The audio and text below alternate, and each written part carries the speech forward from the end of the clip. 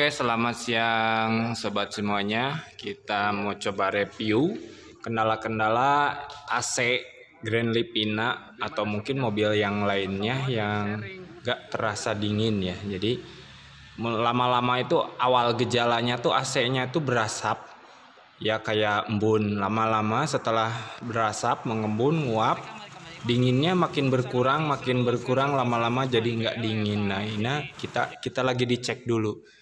Jadi tidak selamanya yang AC tidak dingin itu ada yang bocor. Jadi ketika pas dicek tekanan di sini, ya tekanannya masih besar, padahal si freonnya tuh kosong, udah nggak dingin ya. Ketika kita cek tekanan, jarum langsung naik. Nah setelahnya jarum naik, dibuang dan tekanan dalam saluran AC tersebut gasnya masih ada, dan kita bisa menyimpulkan bahwa di dalam jalur AC ini tidak ada jalur yang kosong atau mungkin ada yang rembes atau apa ya. Di sini udah dites kebocoran, tetapi karena mungkin kurang yakin karena memang AC-nya kurang dingin, kita akan mengecek bagian evaporator, karena di bagian AC itu konstruksinya yang paling rawan, yang paling sering terjadi kebocoran adalah evaporator. Dan kita gunakan tekanan yang rendah ya, yang seperti ini kayak gitu.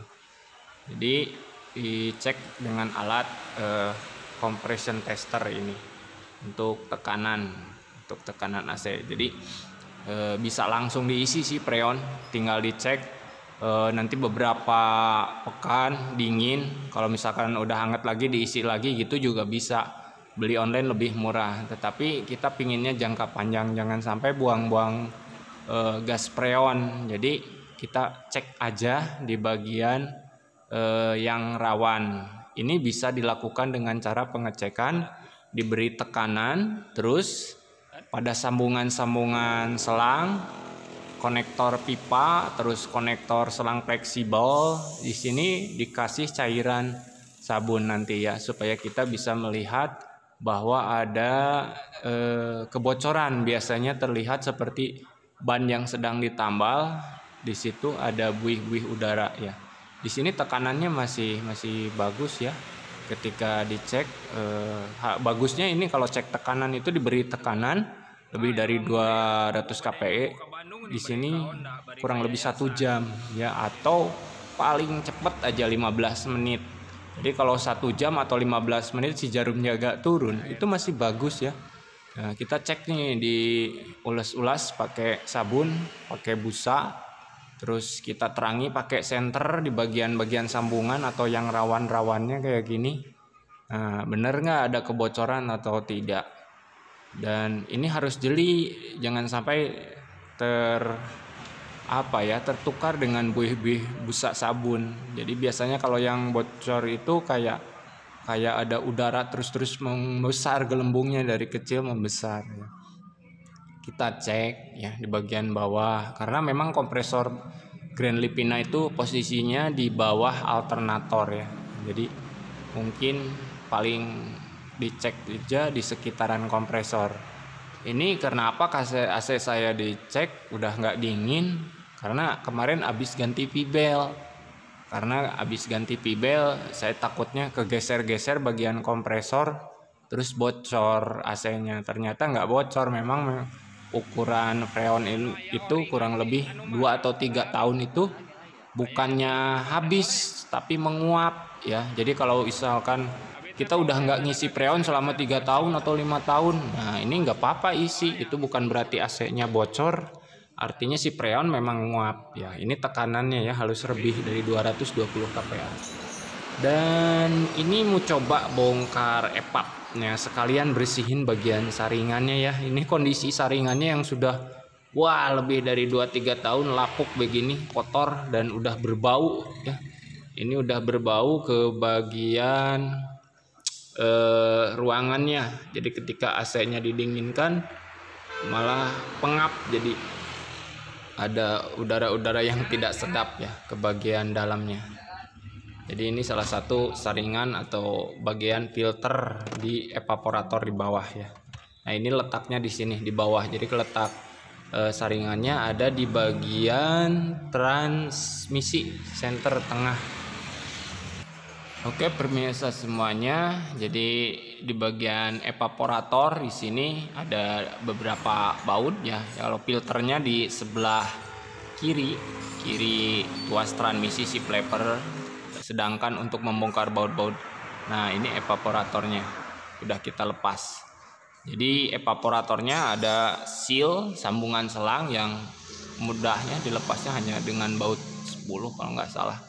Dan kita cek tekanan. Kalau dicek tekanan, jadi di situ kan ada dua saluran tuh ya, ada dua saluran evaporator in dan out ke bagian AC ya, pendingin. Jadi ada tekanan tinggi, ada tekanan rendah.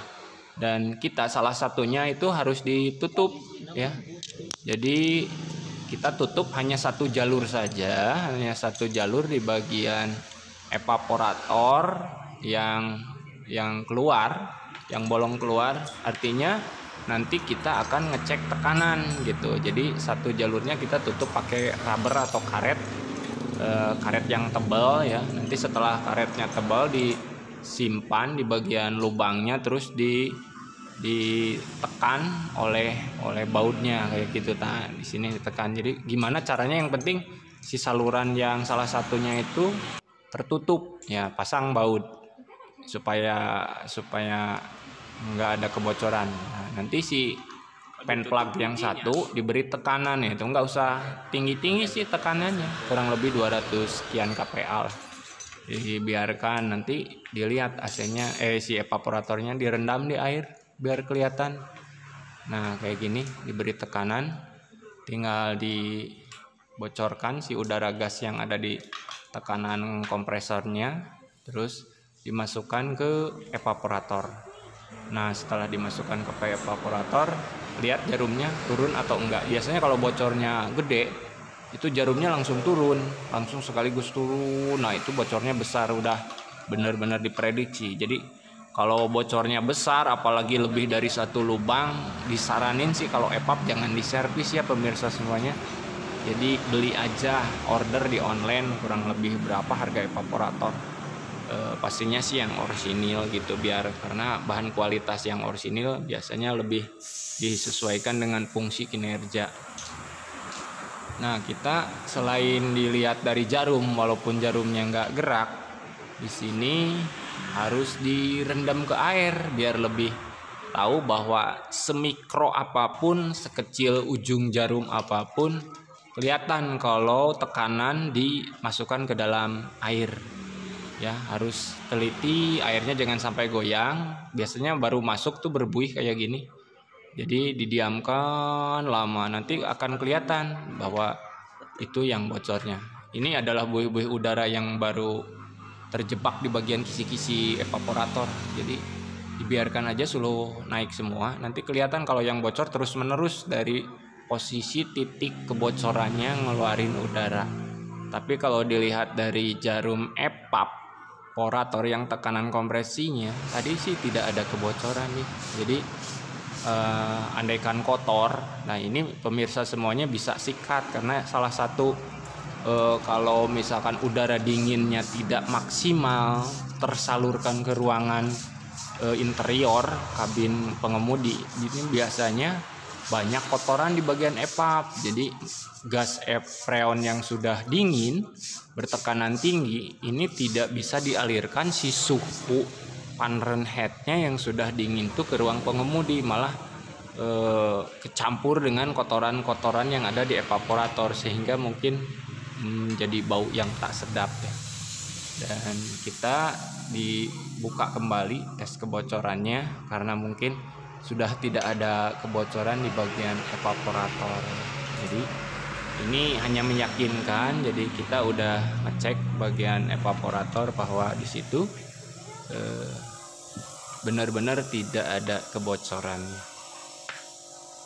Jadi kalau sudah dipastikan di evaporator tidak ada yang bocor, di bagian kompresor tadi sudah tidak ada yang bocor, diteteskan oleh air sabun, semua tidak ada yang bocor, bahwa ini adalah si gas freonnya itu terjadi penguapan. Jadi bukannya bocor tapi terjadi penguapan karena usia AC-nya yang sudah lebih 2 sampai 3 tahun atau 4 tahun ya. Jadi kita nggak pernah servis AC. Bagusnya sih berkala seperti itu. Walaupun AC-nya dingin, pemirsa semuanya jangan sampai terlanjur sudah sudah nggak dingin baru diservis gitu. Jadi alangkah bagusnya sih per 10.000 kilo, 20.000 kilo itu nggak hanya mesin yang di tune up, tapi bagian AC-nya pun dibersihkan karena memang AC juga pengolahan sirkulasi udara yang ada di dalam. Jadi udara yang sudah